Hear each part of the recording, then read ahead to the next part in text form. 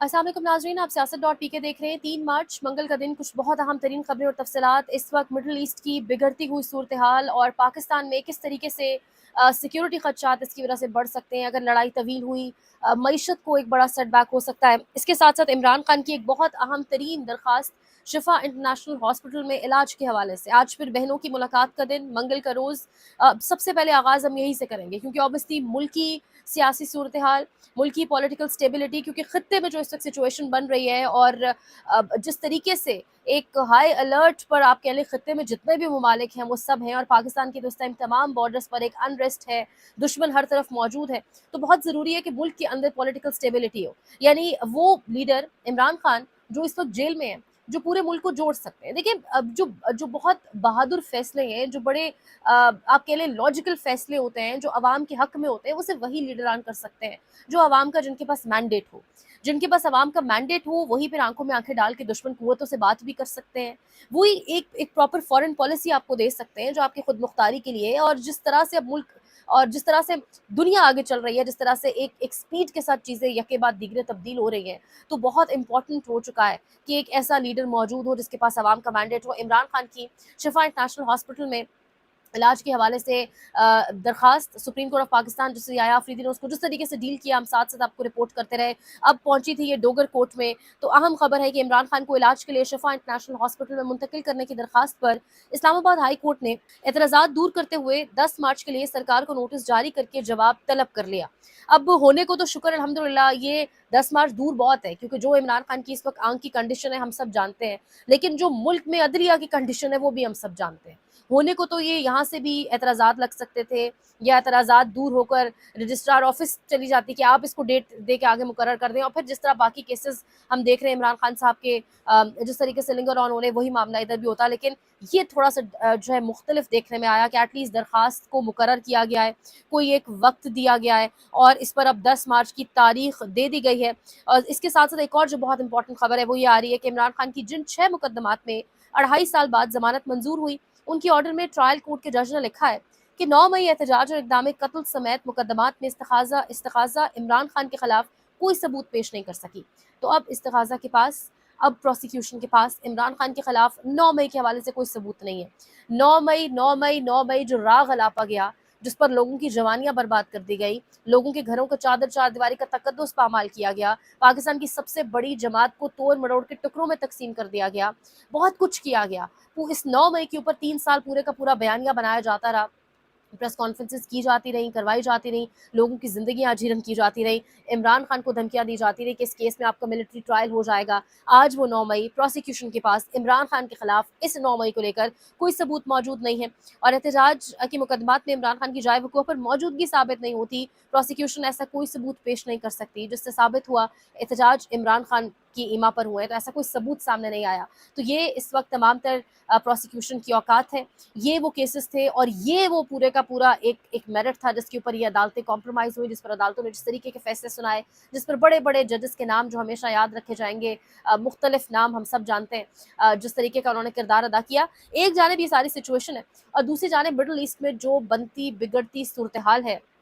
अगर जायज़ा लिया जाए, एक मैं बात करूँ आगाज़ में ही, खुदा न खास्ता अगर ये जंग फैलती है, अगर ये कतर, बहरीन, ओमान, सऊदिया, कुवैत, इन तमाम तर मुल्कों तक जाती है जो अब तक की सिचुएशन के हिसाब से बहुत तेज़ी से फैलती हुई दिखाई दे रही है, तो इसका बहुत बड़ा असर पाकिस्तान की मईशत पर होगा। पाकिस्तान की मईशत को एक बहुत बड़ा सेटबैक लग सकता है और सिर्फ मईशत के हवाले से बात नहीं है, सिक्योरिटी खदशात बहुत बढ़ जाएंगे। ईरान में खुदा न खास्ता अगर कोई कामयाबी मिलती है, इसराइल को बहुत बड़ी कोई गैर मामूली सूरत हाल अगर होती है, क्योंकि जो इस वक्त तनाजुर या जो इस वक्त सिनारियो या जो इवेंट्स हो रहे हैं पूरे मशरिक वस्ता में, उसमें ईरान इस वक्त तक सब पर भारी है। मैं एक एक करके आपके सामने सीक्वेंस के साथ तमाम तर खबरें रखूंगी, लेकिन इस वक्त बहुत ज़रूरी है, इस वक्त एक यूनिटी बहुत ज़रूरी है, एक ऐसे लीडर का होना बहुत ज़रूरी है जो आंखों में आंखें डालकर बात कर सके, जो ऑब्वियसली जो अवाम का जब मैंडेट होगा तभी वो बात कर सकेगा, जो डिपेंडेंट नहीं होगा किसी और मुल्क के ऊपर, जिसको कहीं किसी मुल्क का खौफ नहीं होगा कि अगर मैं ये बात कर दूँ तो मेरा ये तख्ता मुझसे चला जाएगा और मैं अवाम के कटहरे में आ जाऊँगा। क्योंकि जिस तरीके से कल जो वॉर मिनिस्टर हैं अमेरिका के, उन्होंने जो गुफ्तगू की, उन्होंने कहा कि प्रॉफिटिक इस्लामिक डिल्यूजन्स पर जो ममालिक यकीन रखते हैं, उनके पास न्यूक्लियर हथियार नहीं होना चाहिए। यानी उनका कहने का मकसद था, उन्होंने बेसिकली डिसरिस्पेक्ट किया इस्लाम को, اور بہت کلیئر الفاظ میں کیا ہے، جس سے ایک چیز واضح ہے کہ یہ جنگ ایران کے خلاف نہیں ہے، یہ جنگ بیسیکلی تمام مسلم امت کے خلاف ہے. اور آپ یہ دیکھ سکتے ہیں اور بہت آسانی سے سمجھا جا سکتا ہے کہ اس وقت نیوکلیر پاور ایران کے علاوہ، ایران تو تھا ہی نہیں، وہ تو کہہ رہا تھا میں زیرو یورینیم انرچمنٹ کی جانب بڑھ رہا ہوں، لیکن ایک ہی نیوکلیر پاور ہے جو اسلامی ملک بھی ہے. تو یہ ایک میسج ڈائریکٹلی پیغام ہے جو بہت ضروری ہے اس وقت کہ سمجھا جائے سب کی جانب سے. سیکیورٹی کی موجودہ صورتحال کی وجہ سے اسلام آباد میں امریکی سفارت خانے اور لاہور اور کراچی میں کونسل جنرلز نے 6 مارچ بروز جمعہ تک تمام ویزا اپوائنٹمنٹس منسوخ کر دی ہیں. ایک جانب یہ سچویشن، دوسری جانب بہت امپورٹنٹ ہے کہ بھارت نے بھارتی فضائیہ نے سندھ اور پنجاب سے ملکہ پاکستانی سرحدی علاقوں کے قریب راجستھان، جنوبی اضلاع جودھ پور، بارمیر اور اس کے ساتھ ساتھ کچھ جگہوں پر کی ایئر بیسز میں آپریشنل تیاریوں کو برقرار رکھنے کے لیے ایک بڑی فضائی مشق کرنے کا اعلان کیا ہے. یہ مشقیں 5 سے 12 مارچ تک ہوں گی. اب ایک جانب آپ یہ ساری سچویشن دیکھیں اور دوسری جانب امریکہ نے سعودی عرب، اسرائیل، قطر، کویت میں اپنے سفارت خانوں کو عارضی طور پر کام سے روک دیا ہے. یہ ساری سچویشن کیونکہ ایک حملہ جو صبح ریاض میں یو ایس کے امریکہ کے ایمبیسی کے اوپر ہوا، جس کے جواب میں یہ بھی کہا گیا ٹرمپ کی جانب سے کہ اس کا جواب پوری دنیا دیکھے گی. یہ ایک جانب ساری کی ساری سچویشن ہے. دوسری جانب اس وقت امریکہ کے سابق CIA جنرلز، سابق آفیسرز کیا کہہ رہے ہیں کہ کون سی لڑائی میں اس وقت امریکہ نے، ڈونلڈ ٹرمپ نے امریکہ کو انڈھیل دیا ہے اور کس طریقے سے اس لڑائی کا رسپانس آئے گا. یہ بہت اہم ہوگا دیکھنا. ایک تو یہاں پر سب سے پہلے میں آپ کے سامنے رکھوں تو یہ ایک سابق ملٹری آفیسر ہے. یہ آج ٹی وی پہ گفتگو کرتے ہوئے کیا کہہ رہے ہیں کہ کس طریقے سے فالس ایکسپیکٹیشنز تھی کہ 48 سے 72 گھنٹے میں جنگ ختم ہو جائے گی. وہ کیا بتا رہے ہیں کہ کس طریقے سے پورے کا پورا مزل سسٹم، پورے کا پورا ریڈار سسٹم کس طریقے سے تباہ ہو رہا ہے. یہ سنیے گا. I think this country is going to stay the course. I think that we had false expectations that Iran would fall apart in 48 to 72 hours. Also a great deal of mismanagement by the government. But the population at large was not interested in overthrowing the government. اس کے ساتھ ساتھ رات کو ایک بڑی خبر تب آتی ہے جب ایک بڑے تجزیہ کار یہ کہتے ہیں، کارلسن نام ہے ان کا، اور وہ کہتے ہیں کہ کس طریقے سے اسرائیل جو ہے ایک ڈیلیبریٹ کوشش کر رہا ہے، ایک انٹینشنلی باقاعدہ کوشش کی جا رہی ہے کہ اپنے ایجنٹس کو ایکٹیویٹ کیا جا سکے عرب کے تمام تر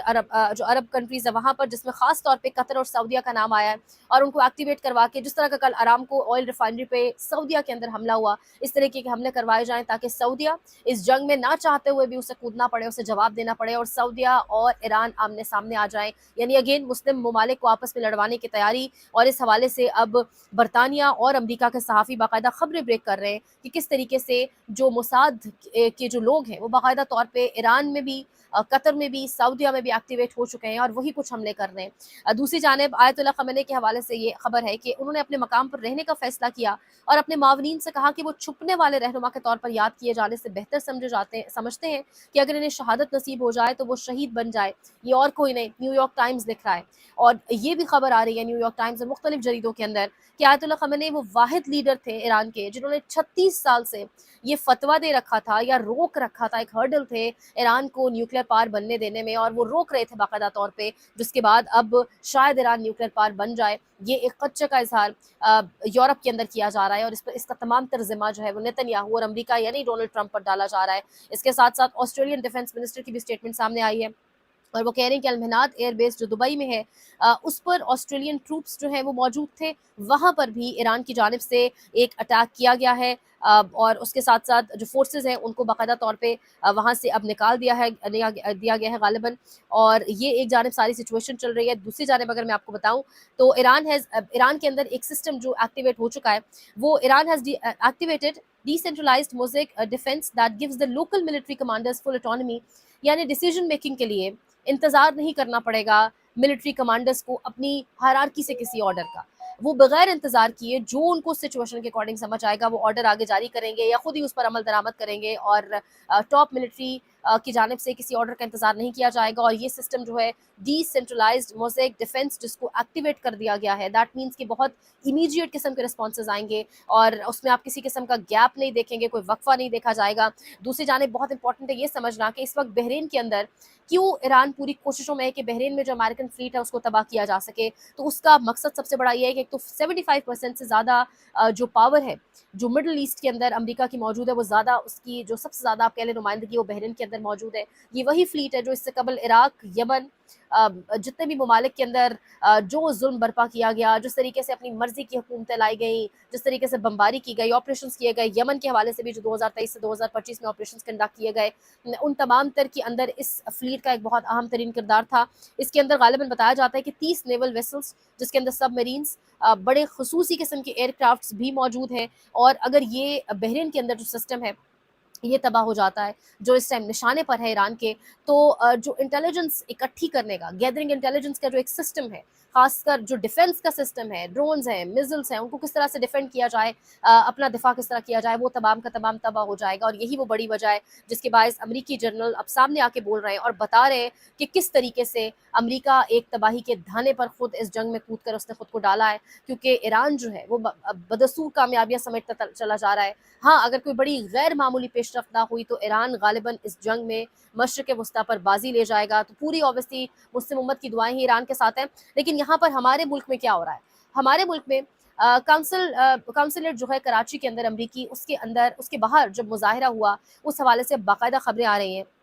اور یہ اور کوئی نہیں دے رہا، یہ ایکسکلوسیو رائٹرز نے خبر دی ہے کہ U S marines open fire on demonstrators during the storming of the Karachi consulate over the weekend, جس میں 2 آفیشلز نے بتایا ہے کہ یو ایس میرینز نے فائر کھولے، جس کے باعث پاکستان کے جو نوجوان باہر کھڑے لوگ احتجاج ہی کر رہے تھے وہ اپنی جان سے گئے۔ اب کیا کیا جائے گا؟ ریمنڈ ڈیوس بھی ملک کے اندر لوگوں کی جان لے کر چلا گیا تھا، لیکن کیا ہی ہوا تھا ہم نے دیکھا، اب ایسا ہی ہوا۔ باقاعدہ طور پہ جو ایک اور گفتگو سامنے آئی ہے اس میں ایک امریکی آفیشل کی جانب سے تو یہ تک کہا گیا ہے، کوٹ ان کوٹ اردو میں ترجمہ، کہ آج مسلح فسادیوں نے کراچی، پاکستان میں ہمارے امریکی قونصل خانے پر حملہ کرنے کی کوشش کی، انہوں نے حدود کی خلاف ورزی کی، انہوں نے آگ لگا دی۔ ان کا خیال تھا کہ 1979 انقلاب اسلامی ایران کا سال ہے، ایسا نہیں ہے۔ اور ریاست ہائے متحدہ کی میرینز نے دروازے ایران سے ملاقات کی اور ایک پیغام بھیجا، دروازے پر ان سے ملاقات کی اور پیغام بھیجا جو پوری دنیا نے ابھی سنا ہے، امریکہ کا اپنے دفاع نہ کرنے کے دن ختم ہو چکے ہیں۔ یعنی جس طریقے سے غنڈہ گردی پاکستان کی سرزمین کو پر ہی کھڑے ہو کر پاکستانی پروٹیسٹرز پر ہی گولی چلائی گئی، اور پھر انہی کو فسادی بھی کہا جا رہا ہے، اور یہ کہا جا رہا ہے کہ امریکہ اپنے دفاع کا حق، چاہے امریکہ کیا دنیا کا کوئی بھی کونا وہاں پر رکھتا ہے، تو یہی شاید وہ غنڈہ گردی ہے امریکہ کی جس کو ایک فل سٹاپ مشرق وسطیٰ کی حد تک ایران لگا رہا ہے۔ اور جس طریقے کی ولگر، ایبسرڈ، ویگ اور کلولیس قسم کی سٹیٹمنٹ استعمال کی گئی ہے وار منسٹر کی جانب سے، اس کا جواب پاکستان کے ہائی آفیشلز میں سے کوئی دے پائے گا یا نہیں دے پائے گا، کیونکہ پاکستان میں تو ایک ہی لیڈر تھا جو آنکھوں میں آنکھیں ڈال کر ان کو جواب دیتا تھا، جو obviously اب بیہائنڈ دا بارز ہے، جو جیل کی سلاخوں کے پیچھے ہے، اور سمجھ میں آتی ہے ساری کہانی کہ واقعتاً کیوں اتنی ایک لمبا رجیم چینج کیا گیا، کیوں پاکستان میں اتنے ہائی آفیشلز استعمال ہوئے۔ لیکن ابھی اس کا کوئی جواب دے پائے گا یا نہیں، کیونکہ پوری دنیا میں مسلمانوں کے اس سے جذبات مجروح ہوئے ہیں۔ یہ ایک انتہائی انسلٹنگ سٹیٹمنٹ ہے، ڈس رسپیکٹ کیا گیا اس سے اسلام کو۔ تو اب دیکھنا ہوگا کہ معاملات کس طرف آگے کی طرف جاتے ہیں، اور کیا دیکھتے ہیں پاکستان کا کیا رسپانس خصوصاً اس سٹیٹمنٹ کے حوالے سے بھی آتا ہے۔ مزید انشاءاللہ آپ کو اپڈیٹ کریں گے، دیکھتے رہیے سیاست.pk۔